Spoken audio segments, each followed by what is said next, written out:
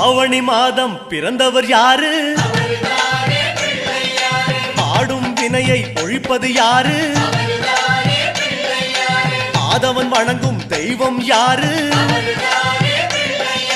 பூமியை தாங்கும் புண்ணியன் யாரு? அனலாசுரனை தின்றது யாரு? ஆணவம் நீக்கும் நாயகன் யாரு? முப்புரி அணிந்த மூலவன் யாரு? அவரும் வாழ்வது எங்கே கூறு?